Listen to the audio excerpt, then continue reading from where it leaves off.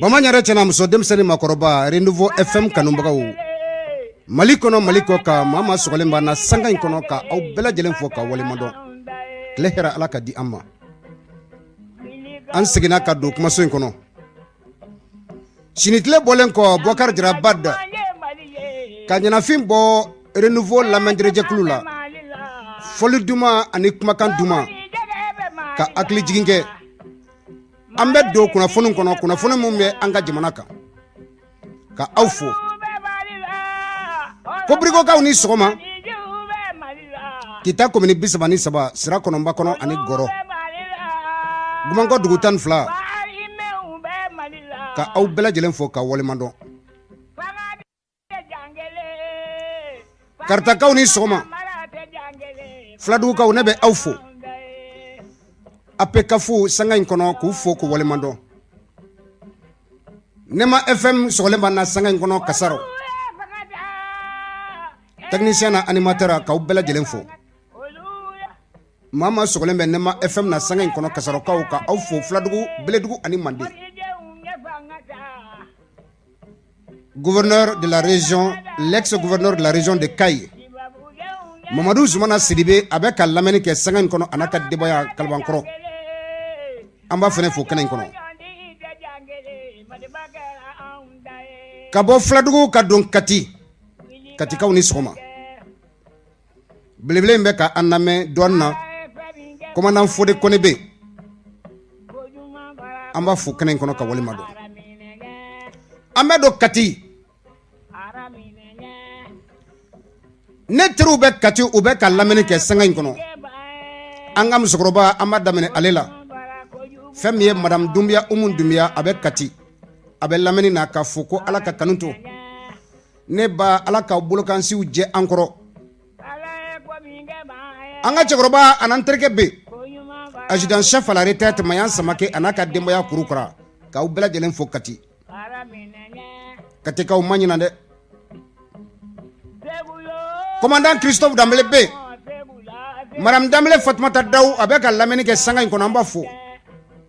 Lieutenant Seba Jarabe, Lieutenant Cheikh Nasebi, nous nous belle menina, ka awfo ka awole mando kene kono ko alaka kanuto.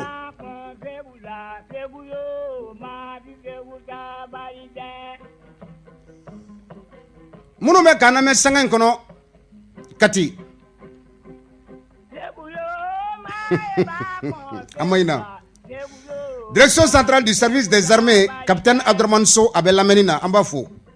Katika ka bela jelen fo Jenaba Traoré mba do balma muso fana be lamen na sanga kono ko alaka kanunto kabo katika ise kuluba .g madame Fanta Maïga be avec lamenike amba fana fo ambe jigi Bamako kaw awni soma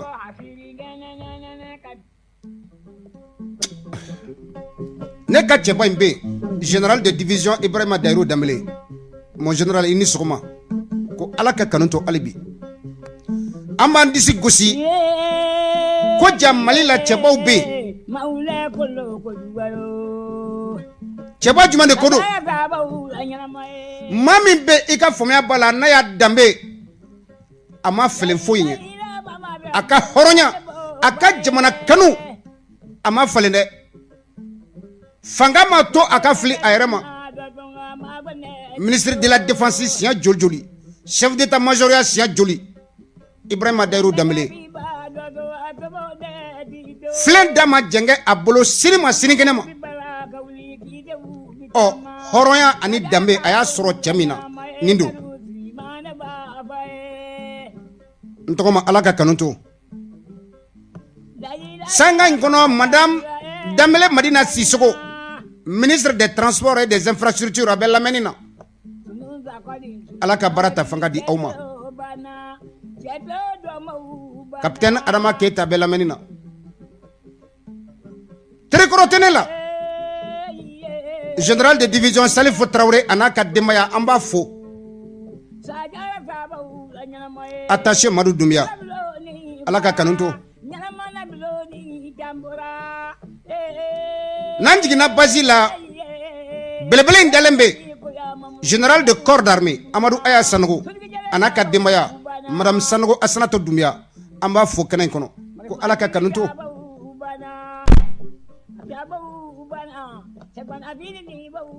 Cour suprême na anga chekroba be président Alou Badara Nana Kassé, membre du Conseil national de la transition, mon président ni sogoma alaka kanunto anjigi matke maliko inade sabula maube malin kono munu ma a bon munu ni diga jama jenge ubulo sinima sinikenema alibi ladriu be kiri bunda kunka Alou Badara Nana Kassé ale o madoy kadamine baratagma kata se retraitima mami naye barake horoyani dambe kono ani anga sariyan ko chugodi chekrobai abo maula amba fo kenen kono docteur Madou Diallo apidomna 30 mètres la anaka jama ambu fo nyima goro dugutigi Ablaye Traoré afana be lamen na sangen kono amba bela jelen fo kabala anga chekroba be adjudant chef à la retraite ya Doumbia anaka dembaya kabala amba bela jelen fo cheleka ube lamen na sangen kono Amadou Tungara kata se Javia Kalande bela jelen ma chele awnisko cheleka Sadio Sidibé refo Brigo Kado Bada Bendong atara fon faso la bendong ni ala sonama metla ka ato kitike mbalma o ka awa akilla jigin folite manen ko mama sogole mana sangain kono ko kunyo en kono akira chukodi émission faso kunkan kena sigira ka kena di awma ka madi awma munumbe ka anname malikono malikoka ka aw blasra ka hakilla jiginke munde kera kunyo en kono jimana be chukodi jimana marabagaw ye munke aw fene aw munumbe ka kolosili lamenike aw ka yita kera jumei anga blasrali ke bunya ani karmako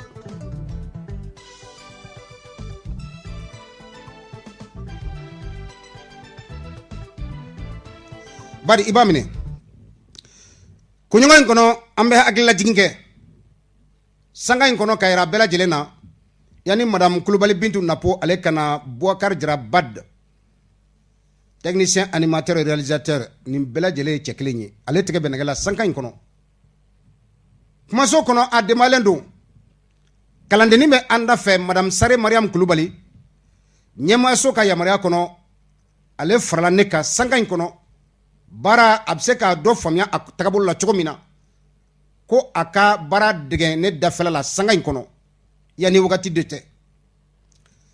nere togo Sori Ibrahima Diallo munu me ka aname France ani Espagne Italie ani Philadelphie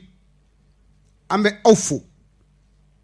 France Bakari Dugure be abe lameni na sanga kono amba fo kata se Demba Sorema kata se Mamadou Kulubali ani Demba Kulubali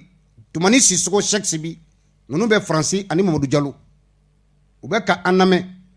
Espagne Sajan Kunare be Moussa Sidibé Balaba kata se Moustapha Jaroma nunu bela jele ika foya bala ou renouveau FM kata se groupe renouveau ma ou ya kanu toko ni fanga membe anna aw de ka toko dilendo kan bogo kunyo en kono amena hagli jiginke anye gafe dosro gafe mi na kono kuma ka green famille anga président de la transition Bandaw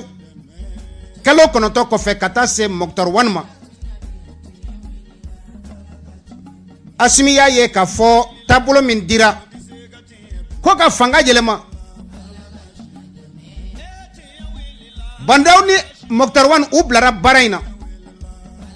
mais sorosu ka yitala danaya min dira uka u blara mina min kono ko uma danaya fo mina jengara ubulo Colonel Assimi Goïta naka Tchedeou Famille Colonel Sadio Kamara Colonel Modibo Kone Colonel Major Ismaël Wage Ujo la ka fanga traki ka bo Bandaw ani Mokhtar Wan bulu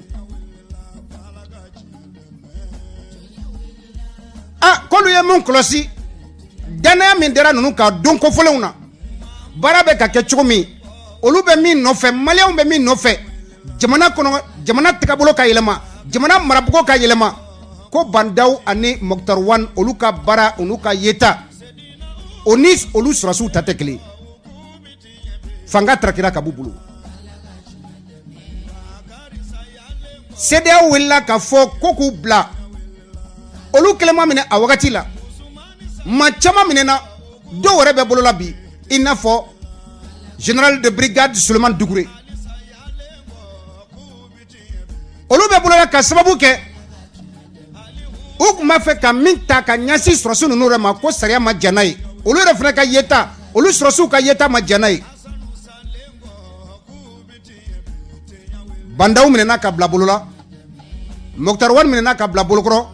ka ministre dɔw i ka fanga bala k'u wele bolo bɔra u bɛɛ lajɛlen kan CEDEAO ka laɲini kɔnɔ Bandaw ani Moctar Wane u bilala yɔrɔ la yɔrɔ min ni kɔlɔsili bɛ boli u kan u ka taga segin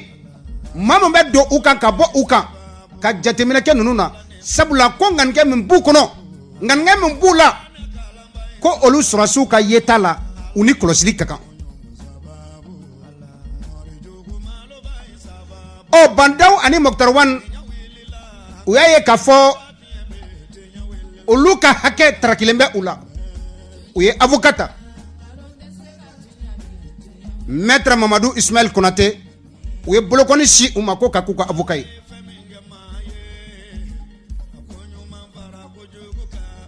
kalo 3 tɛmɛnen kɔ ko olu ta tɛ u yɛrɛ ye maître Mamadou Ismaël Konate a ye wuli ka jɔ kɛ a ka clients bɛ se ka bila cogo min na a talen tile avocat la kana bila bi la u m'u yɛrɛ sɔrɔ maître Mamadou Ismaël Konate a damakasi sɛbɛn don ka taa CEDEAO la CEDEAO sariya jɛkulu min bɛ yen u ye laɲini kɛ ka plainte don contre Assimi Goïta plainte jaabi selen Mali kɔnɔ a taara di procureur de la commune 3 ma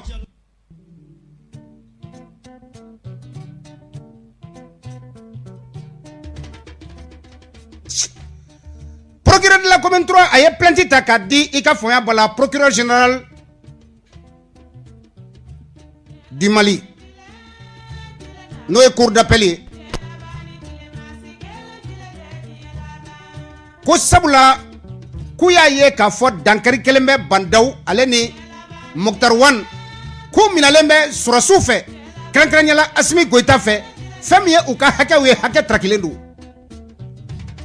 ko CEDEAO y'a laɲini Mali sariyabon fɛ u ka fɛɛrɛ bɛɛ lajɛlen tigɛ Moctar Wane ani Bandaw ka bila maître Mamadou Ismaël Konate a y'a laɲini gafe kɔnɔ kuma hali bi an bɛ don a kɔnɔ a ko plainte tɛna da Bandaw ma a tɛna da safurulayi a tɛna da Assimi Goïta ma ko plainte a bɛna don premier ministre Choguel Kokala Maïga contre la plainte bɛna don ministre Mamadou Kassoge contre la sabula k'u y'a ye k'a fɔ ninnu de bɛ yen jamana mara n'i ko k'i b'a fɔ bi i tɛ se ka pan ninnu kunna ko a bɛna plainte don ni maa ninnu fana kama plainte kɔni a donna président Assimi Goïta kama kaban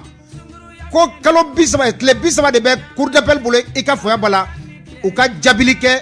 ale ka plainte in kan CEDEAO min bila ka na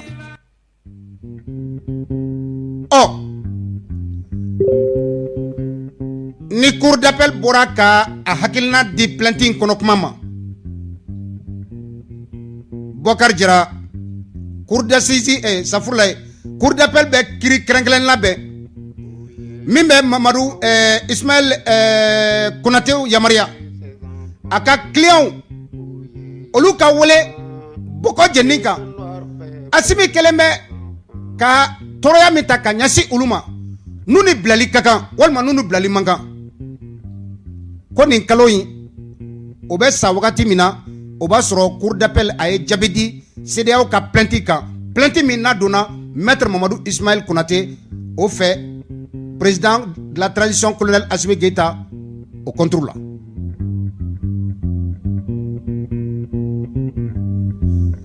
Maître Mamadou Ismaël Konaté a été colossé. Qu'on y est badaou jate minabi a boletle fangala ko aminalembe bolomika ko sarian soso dandu ko toroya bela jelen talembe ka nyasi bandaw aleni Moktar Wan ka sanga kono ko aletna janay ni ko ngo kono anya ni plainte soro min bora CEDEAO fanfé ni plainte la ina Maître Mamadou Ismaël Konaté fait nende fo don't mena ngoni ye duga ye masuka afoko duga bo ansuka kana foko bo masuka bi bandaw de bi Moktar Wan de kapma be kafo sino don't mena do ye san duruke ube kasola utekiri utebla do fatura do kera matoye do saratigera do kabara chena kuto ni kasukelina adon ne ya fo san wolomla mbeka fo ni anten klinka aya ore kolosi malion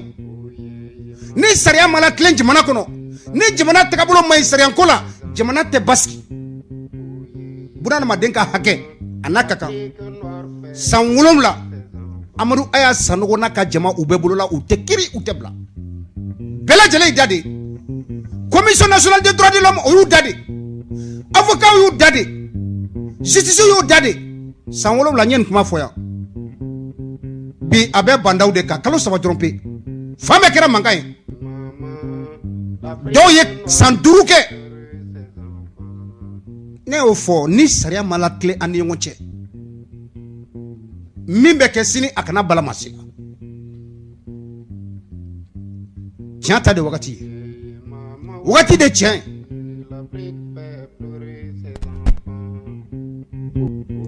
Ibrahim Bogar Keita abe fangala wakati mina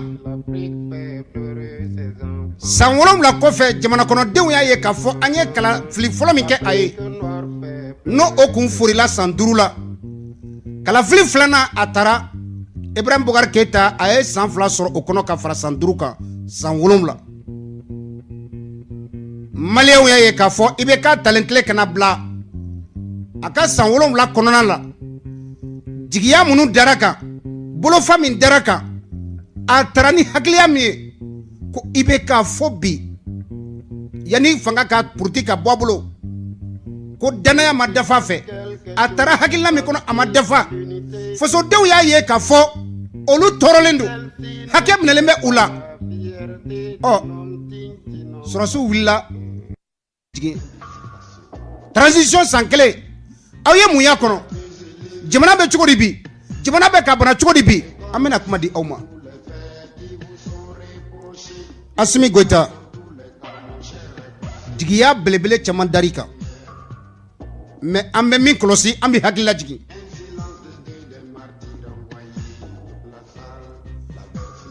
anya ye kudeta in madabo femre kama jamana be ka mara chomina ko fantaw haka otra kilendo ko fantaw de yini nyogine me jamana in kono jamana fanga trakira ka bo ibe ka bol ode kama mais ambe mon kolosi ibe ka talentle kana bla wakati ko volena mamunu sugantira ife premier ministre la uko kolu nana yelema de kama yelema mi ni malien umba don jamana be ka mara chomina o ka changer danga kari jamana mara chuko korola. Monsieur le président de la transition, en guise de rappel, même il faut y ibeka taraka système clé mito malikono au système clé ne bende ekata anga bragero la maube utana air la blé tanga bragero la courant me consommer chomina jibe consommer chomina o kewele clé ne be anka bragero la faso ka bragero la mogo bena air la air min kaduwe dossier ubeta ka duma mogo munu mako boko dossier la ni akakan ka traité les kelen kono. Monsieur le président yurugu avec un sens sur chomi nebi hakli jigi inana afra ki fe ka fo bandaw a kankalen bɛ i ni ko caman cɛ i n'a fɔ maa minnu bɛ vérificateur général ye rapport min di office central de lutte contre l'enrichissement illicite a ye dossier minnu ta k'a di ko subin kelen bɛ maaw ma ko maa dɔw bɛ yen k'olu ye miliyari bayirika de traki ka bɔ faso kɛsu kɔnɔ.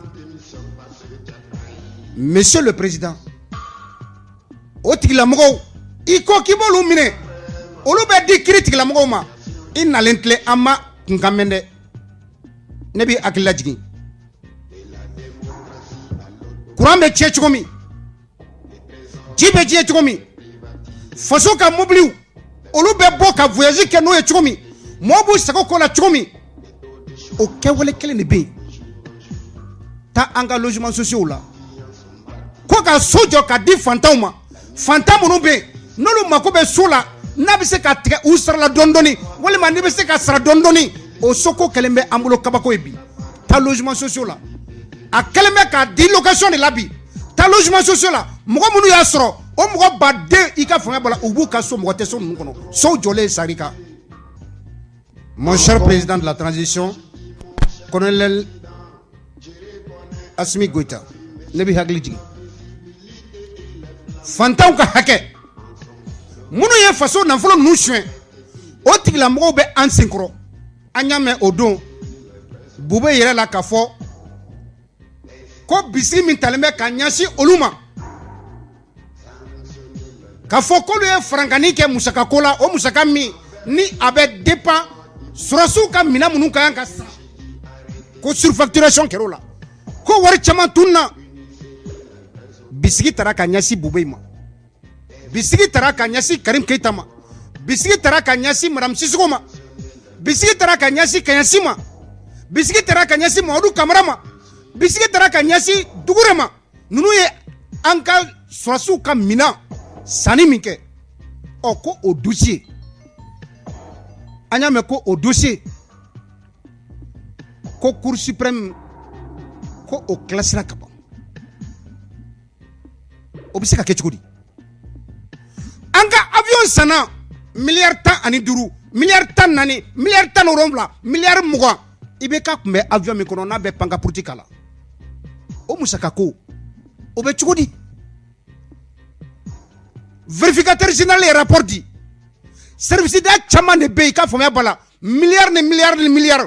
o de kɛlen bɛ ka yuruguyurugu an ka service daw la o rapport kun ka ko kumaw bɛ cogo di maa minnu ka kan ka minɛ ni olu bilara i n'a fɔ Bakari Togola olu bɛ k'u disi gosi bi i minɛna ka faso ka nafolo ko i kɛlen bɛ ka faso ka nafolo jouer i b'i sigira i ye wari dɔ sara ka bɔ i bɛ tila ka t'i disi gosi k'e kun welela miliyari 18 k'a fɔra ko de tunna i ka kan ka maloya ka kuma min yɛrɛ fɔ kaso yɛrɛ tɛ bunadamaden danbe ye bilen mais an bɛ don kaso la ka bɔ k'an disi gosi n'o ye. Monsieur le président de la transition ne b'i hakili jigin fantanw ka hakɛ an mako b'a la i nana kun min na ka na ɲina i nakun kɔ kiiri kala tile fantan ni famaw cɛ a y'aw jɔ aw jɔyɔrɔ la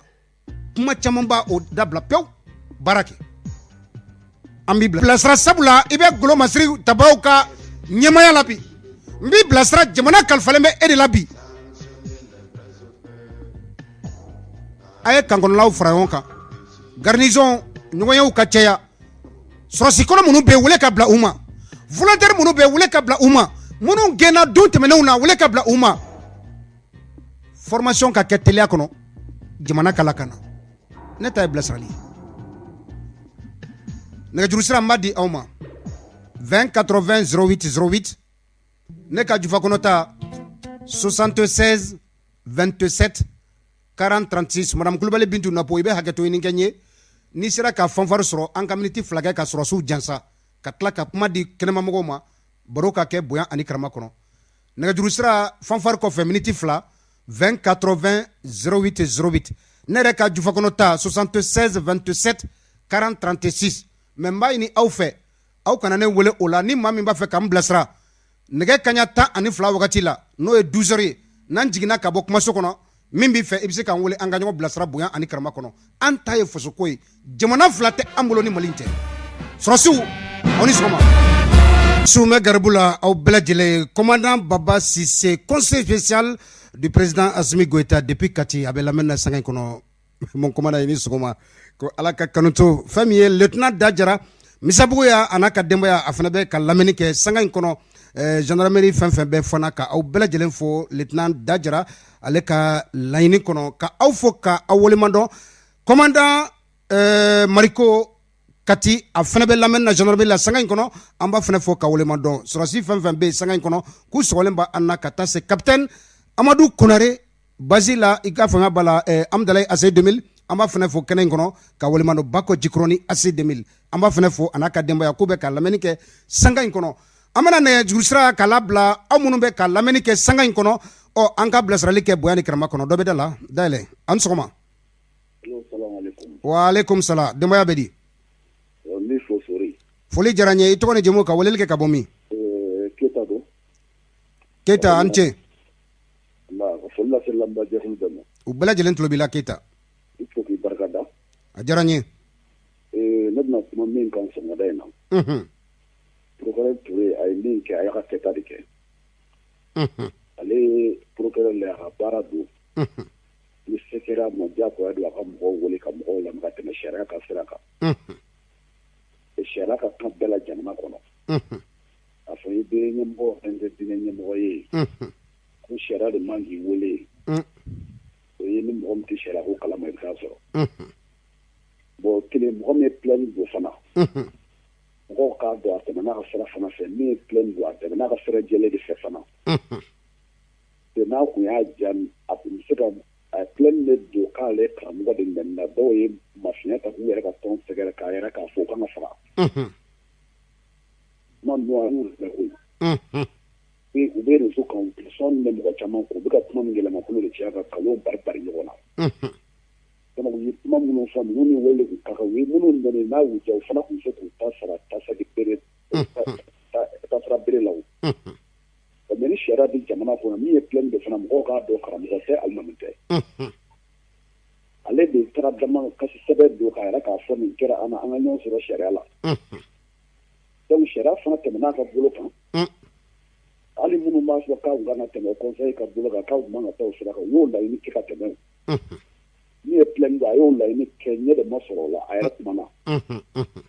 donc ni ɲɛ ma sɔrɔ a bɛ fɛ a sigi ka kɛ conseil la u ni ɲɛɲini kɛ u ka se ka sigi ko kalo 2 u b'a to de la ɲɛ ma se ka sɔrɔ a la donc yan'a ka se olu fana bɛna a bon bɛna éclater olu fana kana se ka tajuru sara bere ta sariya min ka kan bɛɛ la jamana kɔnɔ u nana o sira de kan donc n'u nana o sira kan diyagoya sariya y'a ka baara kɛ wa minnu ye plainte don olu fana taar'u ka sira kan anw tɛ kiiritigɛla an tɛna jɔnni jalaki min na mɔgɔ fila bɛɛ sɛgɛn ka kuma ka ban juge yɛrɛ kuma n'u ni ɲɔgɔn cɛ donc u yɛrɛ fana kumana k'a fɔ ko banna ka ban an bɛ taga sɔrɔ fitinɛmɔgɔw ni balawumɔgɔw ni jamanacila dɔw bɛɛ ko kɔrɔ hali bi o tɛ ban ko la sinon an ka faamu nana yɛrɛ nin banna donc o kɔfɛ sore an bɛ dugawu kɛ an ka sɔrɔsiw ye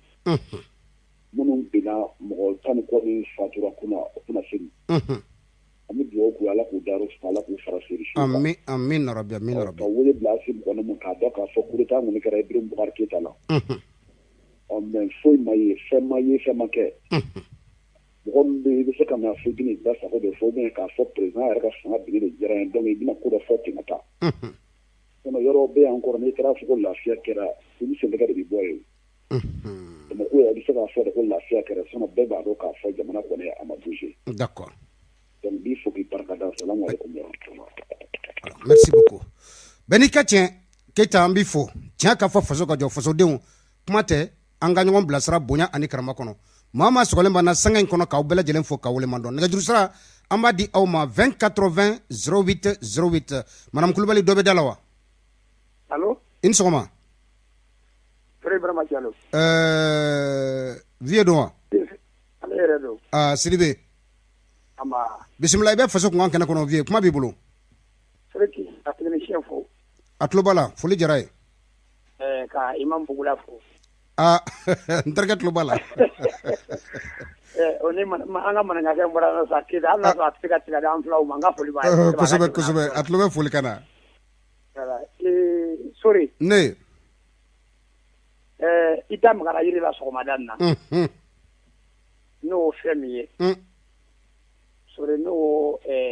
iri fanfɛla surutigiw ka la an ka kurita kɛ kun min kosɔn sori an kana ɲɔgɔn nɛgɛn dɛ i y'a fɔ cogo min na n bɛ dɔ fara o de kan sori an kana kɛ maa ko la an tɛ kɛ jamana ko la kosɛbɛ munumunu t'a la fiyewu parce que ɲɛ dɔw b'a fɔ ko i b'i ka tagalen ni sisan cɛ ko mun kɛra parce que fɛn fila bɛ fɔ ka olu fara ɲɔgɔn kan ne bolo o fila tɛ ka fara ɲɔgɔn kan bisimila parce que n'i ko k'i bɛ IBK ka bilan kɛ ka tila ka ninnu ka bilan kɛ k'i b'a olu comparer ɲɔgɔn na fili bɛ don o kɔnɔ parce que yɔrɔ jumɛn na IBK ye san 7 de kɛ ninnu ye san 1 de kɛ mais n'i bɛ kuma ninnu ka san 1 fana kan IBK ta cɛ k'o bɔ yen ka kuma ninnu ka san 1 kan sori an kana ɲɔgɔn nɛgɛ ne wulila ka kɛlɛ kɛ kun min kama ɲɛ tɛ kelen na min kɛra a la a tɛ munumunu yɛrɛ bon an b'a fɔ ɲina ko cogo min na dusu ka don i kɔnɔ i kɛ fɛn kɛ n'o tɛ fɛn ma kɛ dɛ sori surtout i da magara fɛn min na sori an bɛ kɛlɛ kɛ yan nɔ ko an ka wariw de tigɛna k'a fɔ de ko miliyari 1000 ni kɔ de fɔra ko k'o don kɛlɛkɛminɛn na sori ko miliyari 1000 ni kɔ la o don mina donna mina ma ye mina ɲɛnama ma ye wa fasodenw ka wari ma ye sori ni mina ma ye fasodenw ka wari ma ye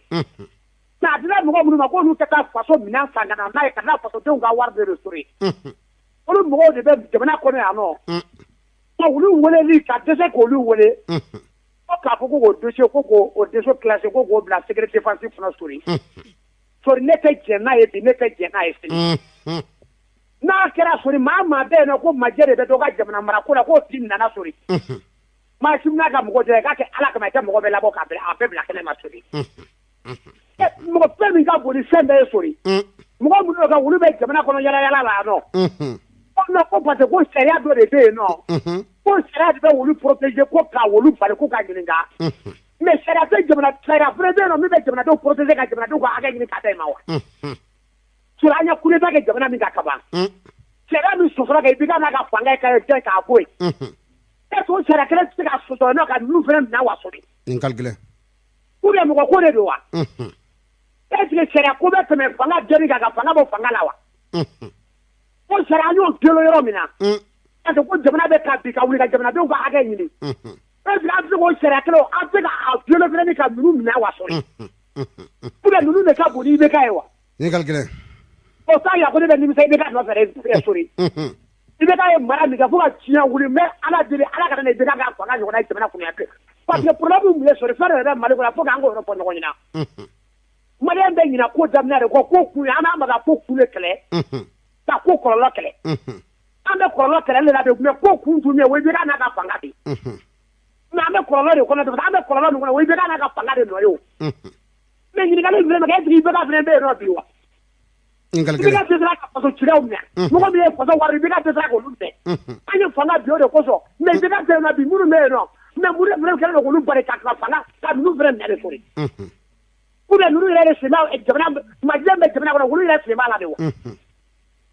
sori ne b'a fɛ ka min fɔ ka bɔ kuma la d'accord k'a fɔ de ko a touché ko k'a classé i b'a fɔ y'a fɔ cogo min na an y'a kuma ŋunuŋunu kan de mɛn sori ne tɛ jɛn n'a ye bi n tɛ jɛn n'a ye sini ni ninnu dɛsɛra ka ni kɛlɛ kɔni kɛ sori hali transition ou bien n'a ye sisan i tɛ bɔ yen sori hali n'a bɛ yɛrɛ di bugu la ma i tɛ bɔ yen mɔgɔ wɛrɛ ka na a bɛ jamana to maa si bolo k'i k'a ci d'accord jamana b'aw bolo fanga b'aw bolo fɛn bɛɛ de b'aw bolo k'a kɛ aw kɛ tɛ se k'o kɛ k'o latigɛ ko parce que ko sariya dɔ de bɛ k'o bɛ ka ninnu lakana ko ma ninnu ka fisa ni IBK ye de wa sori ala ka tile yɛrɛ d'a ma amina rabi Sidibe bɛɛ n'i ka tiɲɛ ka fɔ faso ka jɔ fasodenw kuma bɛ aw bolo minnu bɛ ka weleli kɛ n ka nɛgɛjuru sira la n b'a ɲini aw fɛ a ye weleli kɛ fixe la sabula ɲɛmaso o de yamaruya an bolo an bɛ hakɛ to ɲini kɛ aw fɛ aw ka weleli kɛ fixe la o de ka di an ye ne ka nɛgɛjuru sira ni min b'a fɛ ka wele ka fɛn fɔ ɲɛna aw bɛ n wele ni an jiginna ni ala sɔnna an bɛ ɲɔgɔn sɔrɔ o la sa nɛgɛjuru sira bɛ aw bolo 20 80 08 08 Bintu dɔ bɛ da la allo an sɔgɔma Amara Sura ama hakɛ to i tɔgɔ ni jamu ka weleli kɛ ka bɔ yɔrɔ jumɛn Amedi Jibo de Sɛbɛnikɔrɔ i Jibo Sɛbɛnikɔrɔkaw baasi foyi t'an na bi sira labilara sa wa sira jumɛn kelen Ah, sira min ni 9h 8h 9h ka taa se 10h ma sɛbɛnnikɔrɔkaw kun tɛ sira sɔrɔ la dɛ. A ko misiribe bɔra kuma na ala bila la kɔnɔ. Ah, d'accord, bismillah.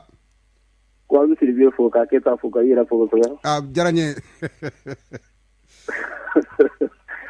Sori. Ne. A b'i lamɛn kosɛbɛ. D'accord, o diyara n ye. Sori i ye maa o maa muso ta. I ko tɛ k'a tigi ye dɛ. O tiɲɛ. Minnu ye ko tɛ k'a kɛ IBK. U b'a dɔn IBK n'a nɔfɛmɔgɔ t'u fɛ hali n'olu bɛ taa kɛ nin gɛrɛn kelen na. O siga ka b'o la fiyewu.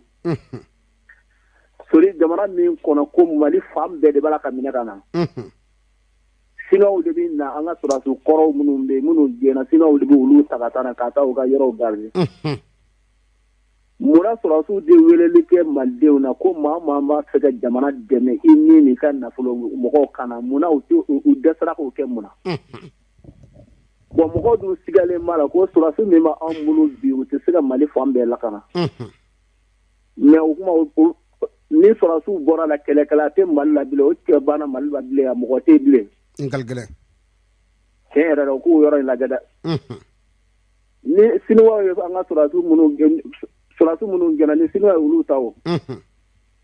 Ni Siniwaw ka kanfɔ Siniwaw ka baara mana ban u bɛ taa Sini de ta u bɛ to yan dɛ. Ngalgɛlɛ. O ye kelen. An ka alimami jara n'o ye Musabugu alimami ye.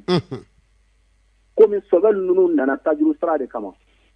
N'o tɛ n'o kun nana jamana jɔ yɛrɛ kan k'u bɛ sira jamana yɛrɛ jɔli yɛrɛ kama u nana o yɛrɛ kama. O kun bɛ alimami jara gɛn ka bɔ minisiriya la. A man ka si yen fasa a nana waleya min kɛ don lundi tɛmɛnen. A kɔrɔ de ale ma taa jamana jɔ sira kan ale taara de ko a ka tajuru sara kɛ mɔgɔ dɔw la. Ale tilala ka kuma ko maa minnu tɛ mɔgɔw ka maabaw dɔn. O tɛ minisiri ka kuma ye fiyewu. Komi olu delila kɛlɛ de la komi i n'a fɔ a yɛrɛ jalaki ko tɛ dɛ mais olu taara sira min fɛ o ye kɛlɛkɛlaw de ye n'i ye kɛlɛkɛla ta ka bila kɛlɛ kunna. N'i ye minikoro d'a ma a bɛ se min na o y'a ka kɛlɛkan de ye. Ala ka tile yɛrɛ d'an ma. Amina rabi inshallah ala ko dɔ minɛ. Madame Kulibali Bintu Napo nin bɛ kɛ maa laban ye sabula nɛgɛ kaya 8 sanga 53 an y'o sɔrɔ kumaso kɔnɔ ka ban émission faso kunkan kuma kun dira aw ma fasodenw aw fɛla min ye jamana marabagaw u ka kɛtaw la ka kuma di aw ma bilasirali ka kɛ bonya ani karama kɔnɔ an b'a deli masaramani fɛ ladilikan minnu bɛ ka di bilasiralikan minnu bɛ ka fɔ jamana marabagaw ye colonel Asimi Goïta président de la transition a n'a ka jama ala ka ladilikan ni bilasiralikan ninnu ala ko don tulo kunnandi la o la sa ka aw bɛɛ lajɛlen fɔ ka walemadɔ bi kuma an kun y'a ɲini an ka ɲɔgɔn baro ka sababu kɛ fɛn min ye CEDEAO ye ale ye plainte don maître Mamadou Ismaël Konate ka laɲini kɔnɔ Asimi Goïta kama ko an kana siga la ka fɔ don nalew na plainte bɛna don a fɛ Sokɛli Kokala Mayiga contre la ka taa se Mamadou Kasoke ministre de la justice fana contre la ka sababu kɛ ale ka client n'o ye Bandaw ale ni Mokhtar Wane olu minɛlen u bɛ cogo min na u bɛ bolo min kɔnɔ ko o tɛ bolo ɲuman ye ko an ka fɛla fɔ o ka maa caman tɛmɛna o da fɛ ka taa se i ka faamuya b'a la an bɛ se ka min kɛ bi sɔrɔsiw u ka lakɔkɔ fɛɛrɛw ka sigi sen kan mun de bɛ se k'a kɛ sabula siniwaw commencera ka an ka sɔrɔsi kɔrɔ minnu gɛnnen fana bɛ yen k'olu recruter ka taa u ka sociétés garder n b'a dɔn ni faso ye i bolo mɔnɔbɔ u nɔfɛ u nafa bɛna ye faso fana kan bilasirali kɔni a tun bɛ ka kɛ ninnu kan an ka diinɛ ɲɛmaaw olu dagabawuli kɛlen bɛ olu yɛrɛ fana nɛgɛkɔrɔla la commune 4 procureur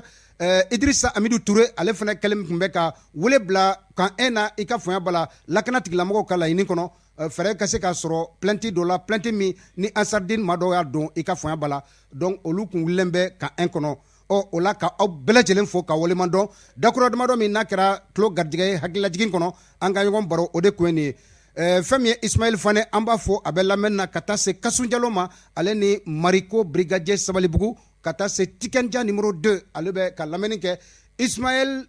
Fane Malik Konate Ousmane Togo olu kun bɛ ka baara bɛɛ lajɛlen kɔlɔsi Malek bɛ ka bolo kɔrɔta ɲɛ n'Ala sɔnna an bɛna ɲɔgɔn sɔrɔ tabali ka sanga in kɔnɔ ka aw bɛɛ lajɛlen fo ka waleman dɔn fɛn min ye Mayanbugukaw ye madame Doumbia Assane Kulubali ka taa se Labas Jire a n'a ka denbaya colonel médecin de la protection civile Famaka Doumbia n'a ka denbaya madame Diallo Fatmata Doumbia école communautaire les perdreaux Banakabugu la ka taa se Yves Dolo